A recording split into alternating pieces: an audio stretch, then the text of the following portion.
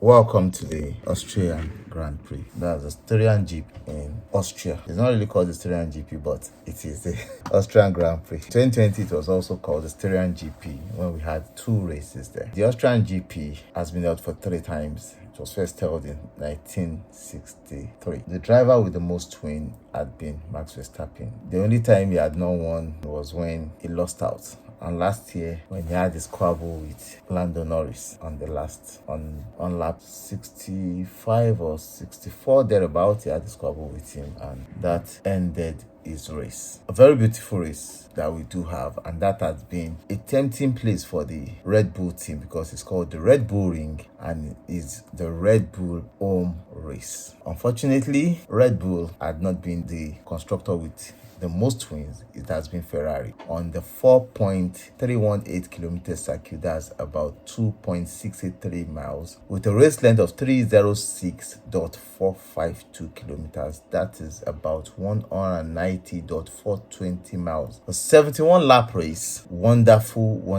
race it has always been. The altitude is high, temperature is always high, which gives teams like Mercedes a back down because Mercedes has not been thriving on that track. But it's a good track for Red Bull because of their cooling fins, and it's their home race, so they know how to cool. Also for Ferrari because Ferrari knows how to cool, but Ferrari turns off their engine mostly. So I think I'm expecting Ferrari to change their engine to come with new engines because they need a lot of cooling this weekend, and Ferrari are coming with some bits of upgrades also. So we expect a good race in Austria, but the bits of upgrades that Ferrari are bringing are just to test because the Austrian GP has a lot of long straight, should I say straight, because there are a lot of long curves there, but the slow speed we have are just a panked angle, which is on turn 4. Aside from that, they are fast corners. The turn 9 too is a little bit slow, but with great speed and alacrity, some drivers can pull it through. It's a 10-turn circuit, clockwise. Wonderful circuit. Because of the impact of COVID-19 in 2020 that disrupted the race in the world, it was called the Red Bull Ring, which is the Austrian GP and also the Austrian GP. It's a wonderful race that we're going to witness in Austria this weekend.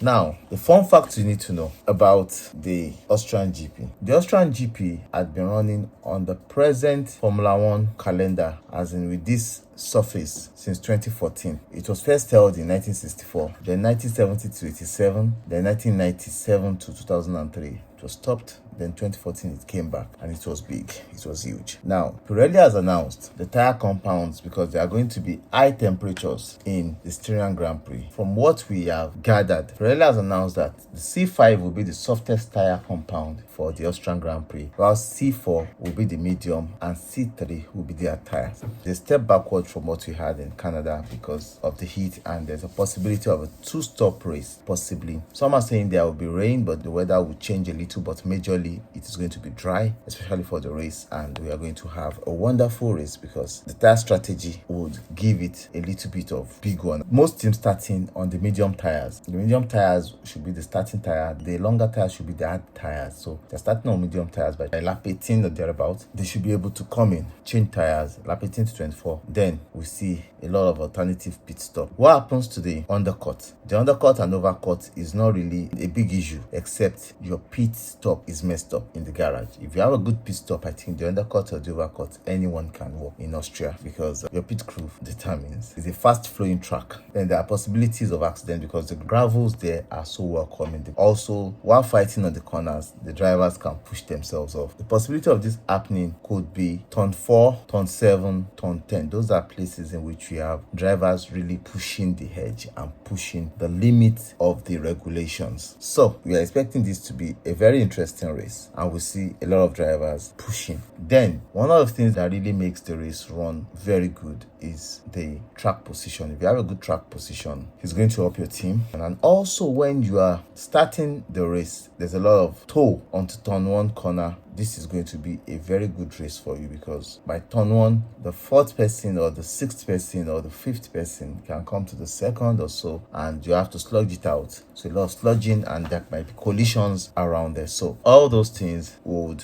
culminate to make a great race, because the turn 1 incident in recent years we've always seen it, but the drivers that start on pole most times can get a easy, freely flowing garment to get into turn 1 and just escape down the road. But most drivers come in 2, 3, 4, they scrabble it out and there might be collisions. But certainly going into Austria, we are going to see McLaren, Red Bull sludge it out. Those are the top teams that I think would bring it on. Mercedes, if they come up on pole, it will be a race for struggle for them because of tire preservation. We know that it's a good track for McLaren and Red Bull and probably Ferrari. But with the state of Ferrari now, they don't know what Ferrari will bring. I'm very sure that Ferrari might struggle. Coming into this Austrian GP, it's going to be an interesting one to see how Ferrari will fare. And with all the allegations, with all the permutations, with all the power play and everything in Ferrari, let's see if Ferrari can really work something out for us. But Mercedes will struggle. Like I said, we can see last year, if you look at the race last year, it was a very interesting race, especially when the McLaren had picked up and got to Austria and Lando did Lando things, colliding with a hard racing Max Verstappen. Max Verstappen used every rule book to make sure he retained his position by always pulling out to make sure he pushes Lando Norris to the edge and pushes Lando Norris to make mistakes. Unknown to him, Lando Norris will always do Lando Norris. Lando Norris crashed into Max Verstappen's rear, which destroys both Max Verstappen's race and Lando Norris' race. Max Verstappen still came home with some good points at the end of the day, but Lando Norris ended the race in the pit lane.